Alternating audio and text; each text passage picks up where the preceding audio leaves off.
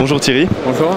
Alors donc hier c'était la présentation du Nokia X sous Android et donc c'est vrai que ça a suscité pas mal de réactions sur mon Windows Phone. Est-ce que tu pourrais justement nous expliquer la stratégie de Nokia avec le lancement de ce téléphone sous Android? Avec plaisir. Alors déjà juste quelques précisions. Je me permets d'insister sur le fait qu'en France, Lumia, qui est notre stratégie principale et qui va rester notre stratégie principale, a eu beaucoup de succès. Je suis heureux de partager avec vous que notre part de marché, je pense que vous l'avez lu parce que vous êtes des fans, donc vous avez vu qu'on est passé de 4 à 11% de part de marché. Donc ça c'est une vraie, j'ai une vraie satisfaction, une vraie fierté pour nous. Juste pour vous donner une ordre d'idée, donc le nombre de Lumia vendus en France, de Nokia Lumia vendus en France sous Windows Phone en 2013 a été 3 fois plus important qu'en 2012. Donc une vraie bonne dynamique, un vrai momentum. Et le plus important, c'est que les consommateurs sont satisfaits.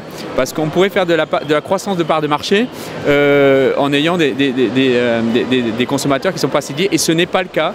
Et je tiens à préciser que Lumia aujourd'hui est le smartphone qui a le deuxième meilleur taux de satisfaction en France, juste derrière une marque californienne. Et c'est bon signe parce que ça veut dire que notre part de marché, elle s'est faite de manière saine. Et que les gens qui ont osé passer sur cet écosystème, ils sont extrêmement satisfaits et ils vont continuer de l'avant. Et l'écosystème, il continue à s'enrichir.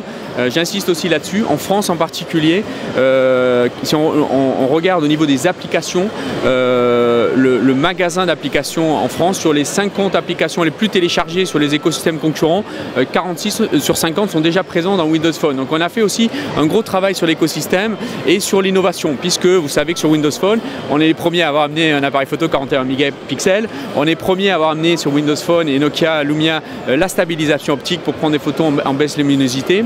On est les premiers à avoir amené le chargement sans fil, un écran sensitif avec des gants, les vignettes dynamiques de Windows Phone et cette interaction et cette nouvelle OS qui est extrêmement pertinent et nouveau dans l'industrie, alors qu'on était sur des vignettes quand même très statiques.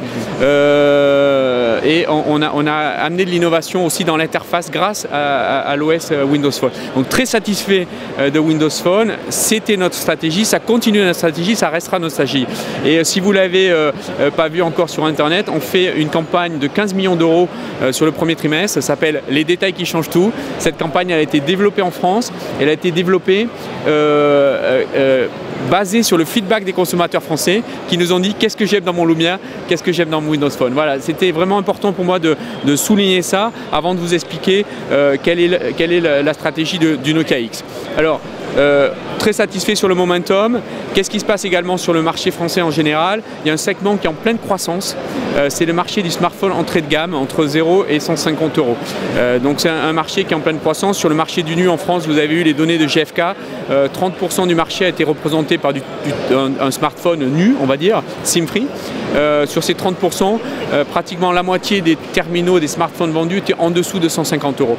Alors, comment on adresse ce marché-là? On a une première réponse qui est importante, c'est le Nokia Lumia 520. Le Nokia 520, on peut en être fier parce que c'est un des 3 smartphones les plus vendus en France en fin d'année. C'est un terminal qui coûte aujourd'hui, qu'on peut acheter à 139 euros sur le marché français. Et donc, on a déjà une première arme pour conquérir ce segment de marché. On a maintenant une deuxième arme qui arrive avec l'introduction du Nokia X. Alors qu'est-ce que c'est Nokia X en quelques mots? Parce qu'effectivement c'est créé sur une plateforme Android, mais c'est un petit peu différent. Et je pense que c'est important de l'expliquer. Alors Nokia X c'est avant tout un smartphone Nokia.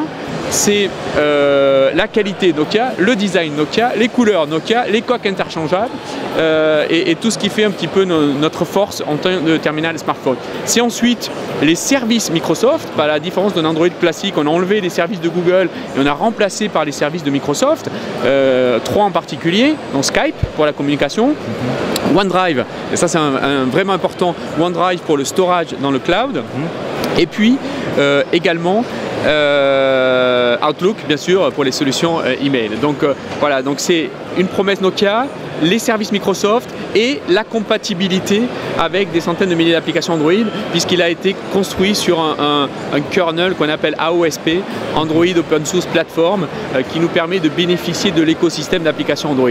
Donc on retrouve un petit peu, alors c'est quoi l'intérêt? C'est que ça nous permet d'adresser des segments de prix qu'on n'adresse pas encore avec Lumia.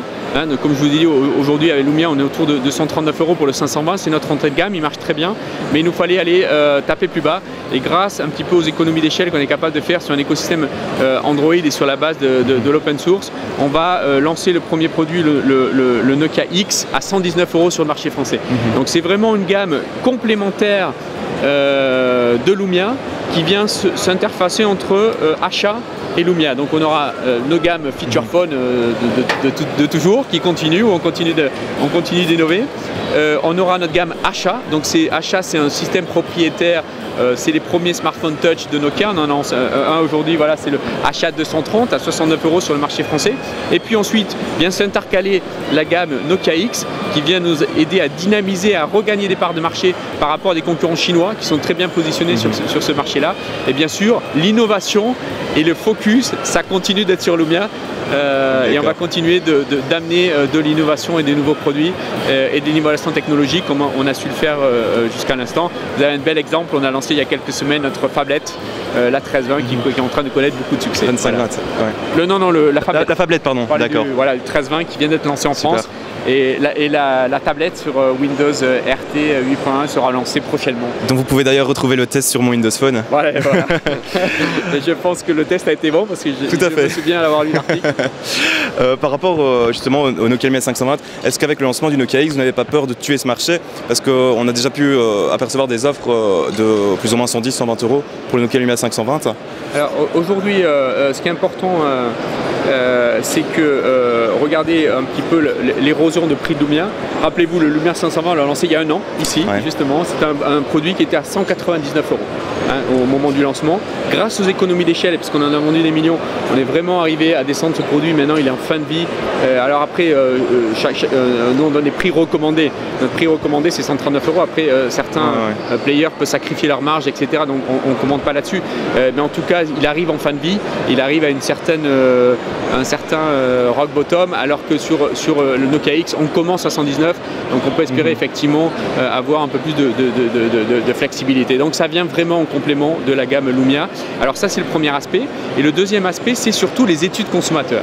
Parce qu'on a bien sûr étudié les consommateurs, on est allé voir consommateurs, on est allé voir s'il n'y avait pas des risques de cannibalisation, si c'était les mêmes clients, si c'était... Et aujourd'hui, les études nous prouvent et nous montrent qu'en fait, en lançant Nokia X, on adresse un certain segment de marché qu'on n'adresse pas aujourd'hui et qui va nous permettre justement de faire croître Nokia. Et ce qui est intéressant pour l'écosystème Microsoft, c'est qu'aujourd'hui, comme il y a le cloud de Microsoft, les clients qu'on arrivera à convaincre, à satisfaire, à conquérir sur la partie X, sur les plateformes X, ils auront leurs informations, que ce soit musique, photo, sur le cloud Microsoft, et que la transition, on espère rapidement vers une meilleure expérience plus complète avec sur Lumia, elle se fera de manière transparente parce qu'ils vont utiliser le cloud Microsoft. Donc, je pense aussi un enjeu stratégique de positionner le cloud Microsoft le plus possible, le plus vite possible dans l'entrée de gamme. D'accord. Au niveau du marché français, en fait, est-ce que vous souhaitez concentrer vos efforts sur le nouveau Nokia X, ou bien plutôt continuer justement à pousser les Nokia Lumia en termes de marketing? Je vous l'avais dit, en marketing, 100% des investissements de Nokia France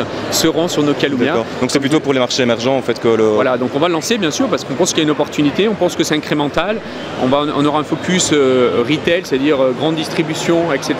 et avec très peu de support marketing puisque, je vous l'ai dit, on met 15 millions d'euros dans une campagne Lumia. Lumia, ça marche, les clients sont contents, on va mettre l'accélérateur et nos moyens marketing derrière Lumia. D'accord. Est-ce que le lancement justement d'un téléphone Android par Nokia a été aussi conjointement décidé par Microsoft, ou c'est uniquement Nokia qui a décidé Alors aujourd'hui, on est des entreprises séparées, jusqu'à l'annonce de l'achat, on doit travailler comme des entreprises séparées, donc ça c'est clair, mais on a aussi un partenariat stratégique, et dans ce partenariat stratégique, on travaille ensemble, et si vous regardez un petit peu l'intégration qu'on a faite, que ce soit de OneDrive, que ce soit de Skype ou d'Outlook, vous comprenez bien qu'on a travaillé avec les équipes d'ingénierie Microsoft pour bien sûr. Et je pense que Microsoft a aussi annoncé au moment du rachat de Nokia, un des intérêts et une des perspectives, c'est de pouvoir utiliser un petit peu notre échelle pour mettre à disposition les services Microsoft dans la main du plus grand nombre, et notamment dans ce qui a été lancé dans le prochain milliard de consommateurs. D'accord. On parlait du rachat en fait, donc de la division mobile de Nokia par Microsoft. Qu'est-ce que vous pouvez nous en dire en fait aujourd'hui? Est-ce que l'achat est déjà effectif, donc ça non? Est-ce qu'il le sera bientôt? Alors oui, enfin, on est confiant. Ce que je peux vous dire, c'est qu'on est confiant que l'accord se fasse durant le premier trimestre, comme ce qui avait été annoncé, comme ce qui a été prévu. Voilà, donc on espère une question de semaine maintenant. D'accord. Mais on est plutôt confiant. Voilà. Est-ce qu'on peut imaginer donc dans l'avenir que les prochains modèles Lumia, Microsoft, on ne sait pas trop comment on va les appeler, vont être dans la même tendance que ceux que Nokia avait développés auparavant? Alors, il y a deux choses. Au niveau, je pense, des nouveaux produits, etc., c'est important de rappeler que les équipes de design, d'ingénieurs, elles ne changent pas, même si on change de compagnie. Donc on peut quand même espérer que dans le code génétique de Lumia, ce que les gens aimaient chez nous, que ce soit de l'innovation, que ce soit le design, etc., ben, ça va rester puisque c'est en fait les mêmes personnes. On peut même espérer que ça sera encore mieux, puisque si on combine aussi le pouvoir d'innovation de Microsoft, on a vu les innovations qu'a su amener Microsoft avec la Xbox, avec la Kinect. Microsoft a une capacité d'innovation extraordinaire. On peut quand même être optimiste quand nos deux équipes d'ingénieurs vont se mettre à travailler ensemble. Il y a quand même des belles choses, donc c'est assez encourageant de ce côté-là. Ça ne peut être que positif. On espère. D'accord. Donc c'est vrai qu'hier, aucun modèle Nokia Lumia a été annoncé, en tout cas pour la France. On a aperçu le Nokia Lumia 929 qui est sorti pour le marché américain. Qu'est-ce que vous pouvez nous dire au sujet des futurs modèles sous Nokia Lumia? Est-ce que justement à la conférence Build de Nokia, on peut espérer avoir un nouveau de Microsoft, pardon, on peut espérer avoir un nouveau modèle présenté par Nokia? Aujourd'hui, effectivement, la gamme va continuer de s'enrichir. Effectivement, pour nous, c'est important, les annonces de produits maintenant sont vraiment reliées aux annonces de mise à jour de software. Ça a du sens. Effectivement, on a une nouvelle à jour, une nouvelle version. Je pense qu'elle a été annoncée, ça a été publié dans le blog de Microsoft. Il y aura des nouvelles annoncées à Build. Voilà, donc j'imagine aussi qu'il y aura des nouvelles de notre côté. On va bien suivre ça du coup. Ok. Ben, un grand merci en tout cas pour les questions. Merci à vous.